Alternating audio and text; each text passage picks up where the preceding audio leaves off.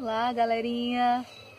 Nessa semana vamos iniciar os nossos vídeos da nossa segunda temporada. E na aula de ciências de hoje nós vamos estudar sobre os seres vivos. Olha quem está aqui comigo. Essa daqui é a Isabela, a minha gatinha de estimação. E você? Tem um bichinho de estimação também? Você vai sair? Pode. Pegue o seu livro 2, tá? O volume 2 e abra na página 102, tá bom? Ok, esse é o assuntinho da nossa aula, tá bom? O que tem vida? Olha só, eu estou em meio à natureza, onde a gente pode observar as plantas, tem animais, são seres vivos. E quem criou os seres vivos foi o nosso Criador, o nosso Deus. Ele criou tudo que tem vida e muitas coisas que não têm vida também. São os elementos que compõem a natureza. Crianças, aqui na abertura do nosso capítulo, na página 102, nós temos uma ilustração. Um grupo de crianças, eles estão na sala de aula e eles estão formando um cartaz. Observe aí no seu livro. Neste cartaz, eles estão colando figuras de seres vivos e de seres que não têm vida, certo? Você pode observar aí o nome desses elementos que eles estão anotando? Pois então, os seres vivos são seres criados por Deus. São seres que nascem, crescem, se reproduzem e morrem.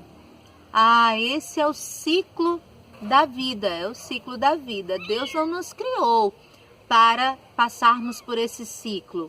Ele nos criou para nascermos, crescermos e nos mantermos eternamente saudáveis e fortes. Mas por conta do pecado que entrou no mundo, começou a degenerar, deteriorar tudo que o Criador criou. Por isso, nós passamos a regredir no nosso ciclo. Quando chegamos à nossa fase plena adulta, acontece uma regressão, começamos a envelhecer, perder a força, o vigor, a beleza, não é? Esse é o ciclo de vida enquanto vivemos aqui neste mundo, todos vão passar por este ciclo. Mas existe o grupo também dos seres que não têm vida. Esses seres nós não chamamos de seres, mas na verdade elementos, né, que não têm vida. São os elementos que compõem a natureza, a água, o ar, o solo, as pedras, as montanhas e também os objetos que o homem criou. Carro, brinquedos, casas, não é? Então, objetos, uma borracha, um lápis, o caderno, são objetos que não possuem vida, ok? Então aqui na página 103, na próxima, você vai poder acompanhar e executar uma atividade. Vamos lá? Olha só, aqui na questão 1, está pedindo para que você observe com a Pro. Bom, a gente não está juntinho para fazer isso. E está pedindo para que você escreva o nome de seres vivos e de elementos que não têm vida, tá? Então você não está na escola para realizar essa atividade como pede aqui. Então você vai anotar os seres vivos e os seres que não têm vida, os elementos sem vida que tem aí na sua casa, tá bom?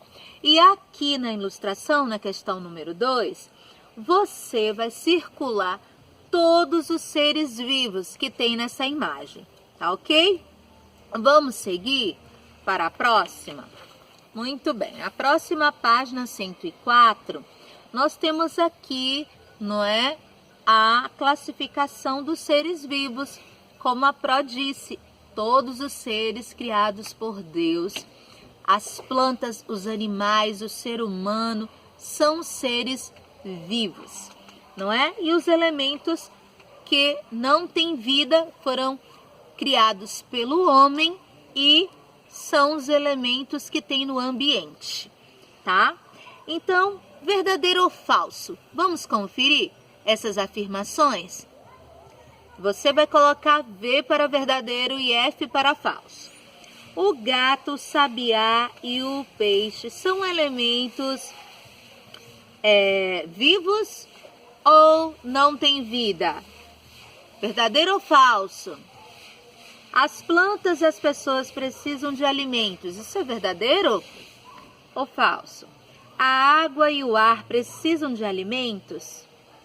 Os elementos não vivos não nascem, não crescem e não morrem. E aí? Anote aí se é verdadeiro ou falso. Anotou direitinho?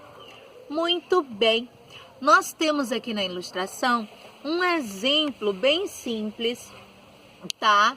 De seres vivos e elementos sem vida. Nós temos aqui uma planta no vaso e um gatinho, a mamãe com seus filhotinhos. Ah, olha só.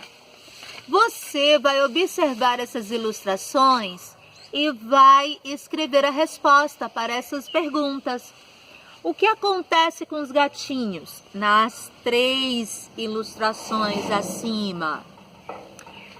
Ok, o que acontece com as plantas, com a planta? Acontece a mesma coisa com o vaso? Qual é, portanto, a diferença entre os seres vivos e os elementos não vivos? Então, observe aí a distinção nessas imagens acima. Então, crianças, abaixo na questão 5, nós temos 2 crianças, elas estão com vasos, não é?